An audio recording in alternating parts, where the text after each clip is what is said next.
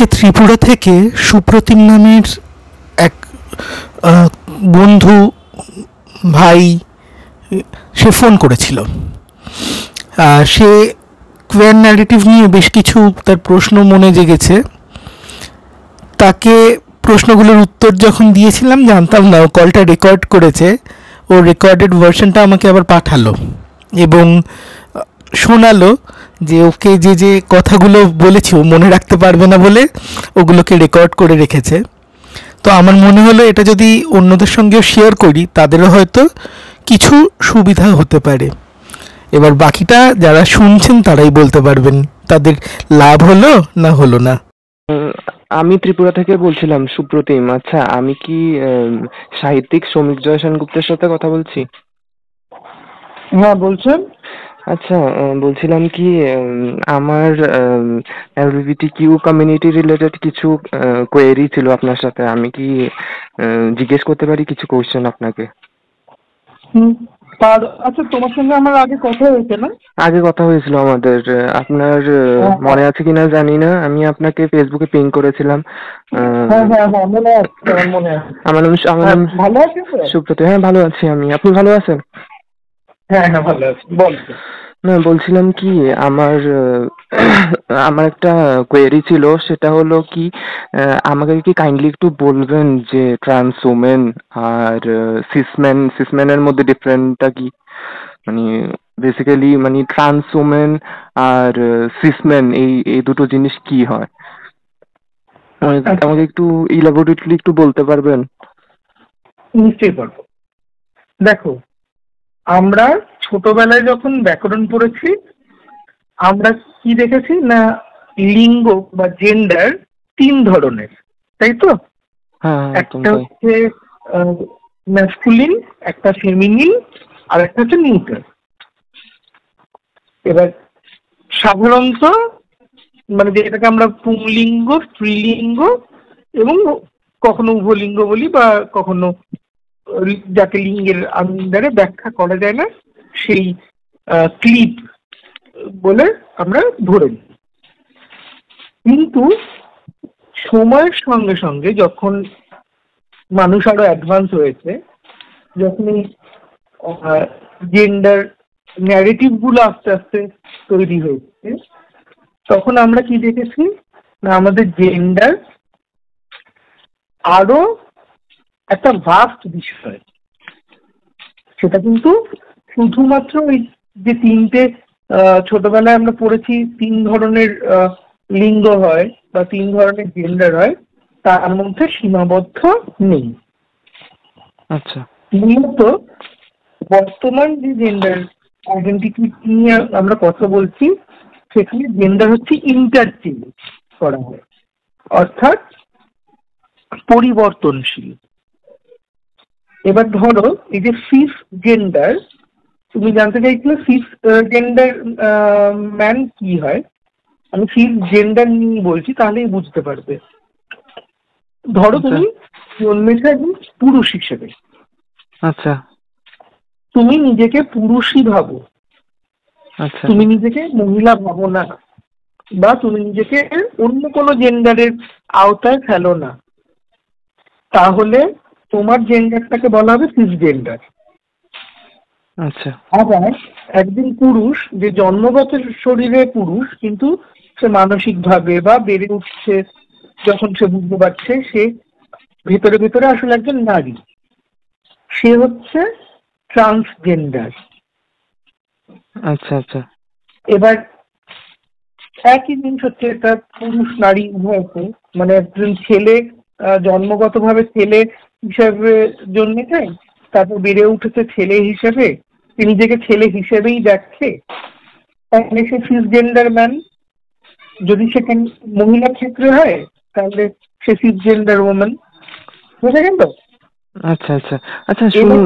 আচ্ছা, বলছিলাম আমার একটা কোয়েশ্চেন ছিল। বলছিলাম কি, মানে ছোটবেলা থেকেই না, মানে আমি একটা জিনিস লক্ষ্য করেছি যে মানে ছোটবেলা থেকে এখন অব্দি টিল নাও এখনো অবজার্ভ করছি একটা জিনিস, যে আমার মানে কি বলবো, মেয়েদের মতো শাড়ি পরতে ভালো লাগে। তারপর লিপস্টিক লাগাতে ভালো লাগে, মানে সবকিছু ভালো লাগে, মেয়েরা যা কিছু করে সবকিছু করতে ভালো লাগে।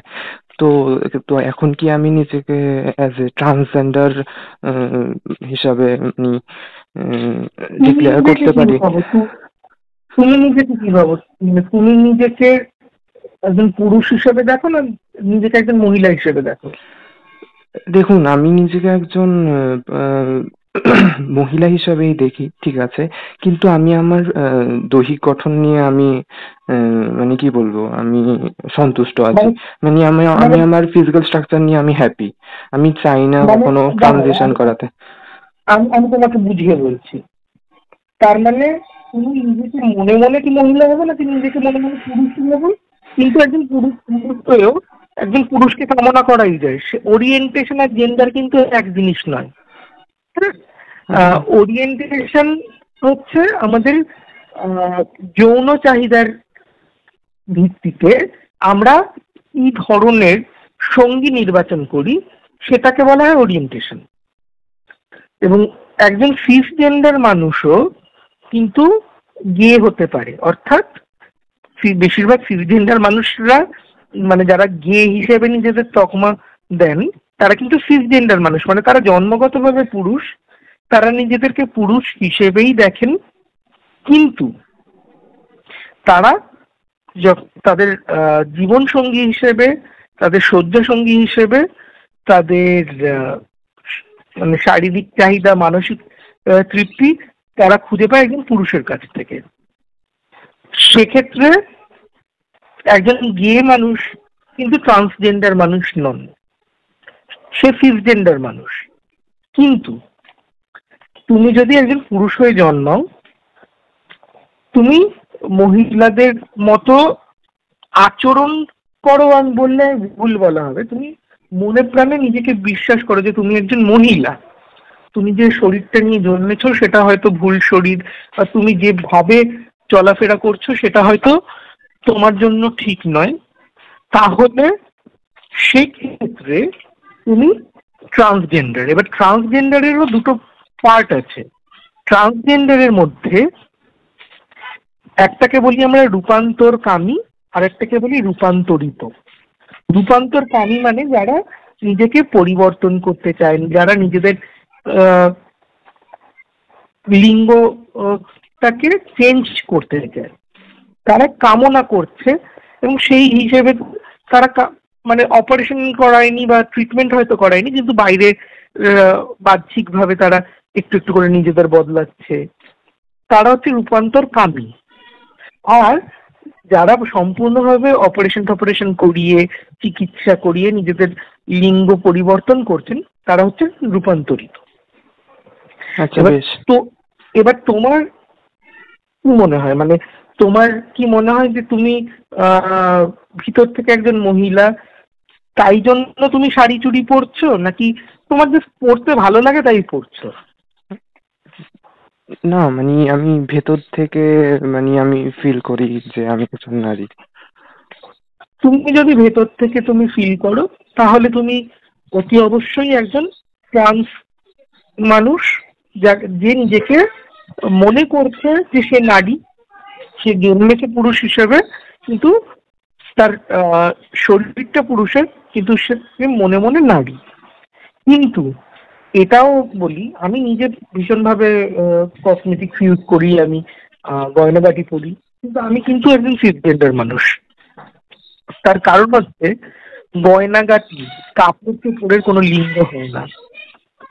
একটা কাপড়, একটা গয়না, সেটা পরে আমি আমার লিঙ্গর পরিচয় নির্ধারণ করতে পারি না। আমার সাজতে ভালো লাগছে, আমি সাজছি, তার মানে কিন্তু এই নয় যে আমি মেন্টালি নিজেকে মহিলা ভাবছি। আমার ক্ষেত্রে এটা। কিন্তু তোমার যদি মনে হয় যে না, আমি শাড়ি পরছি, আমি চুড়ি পরছি, কারণ আমি মহিলা বললে আমি শাড়ি পরছি চুড়ি পরছি, তাহলে তুমি রূপান্তর স্বামী। আচ্ছা, আচ্ছা। এবার বলো। আর মানে আমি বোঝাতে পেরেছি তো তোমাকে? হ্যাঁ, হ্যাঁ, হ্যাঁ, হ্যাঁ, হ্যাঁ, হ্যাঁ, দাদা, বুঝতে পেরেছি। হুম। আর কি প্রশ্ন আছে তোমার, বলো।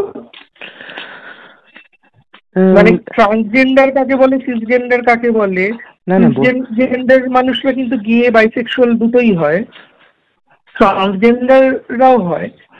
এই এত অব্দি ক্লিয়ার তাহলে তোমার কাছে? হ্যাঁ, মানে আমি বলছিলাম কি, আমি ভেতর থেকে মনে করি, মানে ভাবি যে আমি একজন নারী, ঠিক আছে, কিন্তু আমি আমার ফিজিক্যাল স্ট্রাকচার নিয়ে আমি হ্যাপি। তো এই ক্ষেত্রে এটাকে কি বলা হবে? আচ্ছা, তুমি কি নিজেকে আদৌ কোনো লিঙ্গ পরিচয়ের মধ্যে আইডেন্টিফাই করো যে তুমি পুরুষ কিংবা নারী, এই ধরনের কোনো আলাদা করে লিঙ্গ পরিচয়ের বহন করতে চাও? না, এমন কোনো কারণ এমন পার্টিকুলারলি কিছু আইডেন্টিফাই করতে চাই না আমি নিজেকে। চাও না তো? না না। তার মানে তুমি হচ্ছে জেন্ডার ফ্লুইড, অর্থাৎ তুমি নিজেকে নারী এবং পুরুষ উভয়তেই কমফর্টেবলি ফিট ইন করছো নিজের পরিচয়টা নিয়ে, তাই কি? হ্যাঁ, মানে একদম একদম। কালকে যদি তোমাকে আমি বলি যে তোমাকে আমি শাড়ি দিচ্ছি, গয়না দিচ্ছি, তুমি এগুলো পরে রাস্তা দিয়ে হেঁটে এসো, তোমার মানে খুব বেশি অসুবিধা হবে না আশা করি? না না, আমার অসুবিধা হবে না কোনো। অসুবিধা হবে না। না আবার আবার তোমাকে পরক্ষণেই যদি আমি শার্ট প্যান্ট দিয়ে বলি যে তুমি এটা পরেও ঘুরে এসো, তোমার তাতেও অসুবিধা হবে না। না, আমি আমি স্বাচ্ছন্দ্য বোধ করবো। আমি তুমি আমি বেশিরভাগই শাড়ি চুড়ি পরার থেকে আমি শার্ট প্যান্ট পরাটাকে বেশি মানে প্রেফার করি আর কি। সেটা কি মানে মানে বাড়ির লোক বলবে, পাড়ার লোক কি বলবে ওই জন্য, নাকি নিজেরই ভালো লাগে? না, আমি নিজের থেকে স্বাচ্ছন্দ্য বোধ করি তাই পড়ি। আচ্ছা, হুম। তো যদি সেটা হয় তাহলে তো দেখো, সেক্ষেত্রে এইবার আসছে জেন্ডারের আর একটা দিক, তাকে বলা হয় নন বাইনারি, অর্থাৎ যে মানুষরা নিজেকে নারী বা পুরুষ দুটোর মধ্যে কোনোটার মধ্যেই, কোনো একটা খোপের মধ্যে ফিট ইন করে না, তারা দুটোর মধ্যে ইজিলি চলাফেরা করতে পারে। যে সে নিজেকে পুরুষও ভাবতে পারে, আবার সে নিজেকে নারীও ভাবতে পারে, আবার সে কখনো কখনো বলবে না আমি নারী পুরুষ কিছুই না বাবা, আমি একটা মানুষ, আমি আমার মতো ভালো আছি। এই জায়গায় যেটা, এই আপনি এখন একটা পয়েন্টের কথা বলেছেন। আমি নারী পুরুষ নিজেকে কিছুই ভাবি না, বাট আমি একজন মানুষ। আমি আমি এটাতেই আমি মানে কমফোর্টেবল। তার মানে তুমি নন বাইনারি, অর্থাৎ তুমি নিজেকে কোনো একটা পার্টিকুলার জেন্ডারের আওতায় ফেলছো না, অর্থাৎ তোমার জেন্ডার ফ্লুইডিটি আছে, অর্থাৎ তুমি চাইলেই নারীদের মতো শাড়িও পরতে পারো। আমি নারীদের মতো বলছি, কথাটা শুনতে হয়তো কানে লাগবে, কারণ পুরুষরাই শাড়ি পরে, মানে যারা খুব মূর্খ তারাই হয়তো এই কথাগুলো বলবে যে শাড়িটা হচ্ছে না, মানে শাড়িতেই নারী, দাড়িতেই পুরুষ। না, একজন পুরুষও শাড়ি পরতেই পারে। একজন নারী যেমন শার্ট প্যান্ট পরতে পারে, সেখানে যদি তার কোনো বাধা না থাকে, একজন পুরুষও শাড়ি পরলে সেখানে বাধার কিছু নেই, ঠিক করে ক্যারি করতে হতে পারে। যেটাই তুমি পরছো একটা পোশাক, তো শাড়িটা একটা পোশাক, ধুতি পাঞ্জাবিটাও একটা পোশাক, শার্ট প্যান্টও একটা পোশাক, চুড়িদারও একটা পোশাক। তুমি যদি সেই পোশাকটায় স্বাচ্ছন্দ্য বোধ করো, তুমি যদি সেই পোশাকটা ঠিক করে ক্যারি করতে পারো, তাহলে কোনো অসুবিধা নেই, তুমি আরামসে করতে পারো। বুঝতে পারছি। সেইখানে দাঁড়িয়ে জেন্ডার ফ্লুইডিটি যে একটা এমনই কনসেপ্ট যেখানে, এবার আমাকে বলো, তুমি যে জেন্ডার ফ্লুইড, সেইখান থেকে দাঁড়িয়ে যদি তোমার সেক্সুয়াল পার্টনার কাউকে তুমি বেছে নাও, সে নারী না পুরুষ? অবভিয়াসলি একজন পুরুষ। পুরুষ। তার মানে তুমি নন বাইনারি হলেও তুমি মানে চাইছো যখন একজন পুরুষকে, এবং তোমার শরীরটা একজন পুরুষের, তুমি নন বাইনারি গে মেল।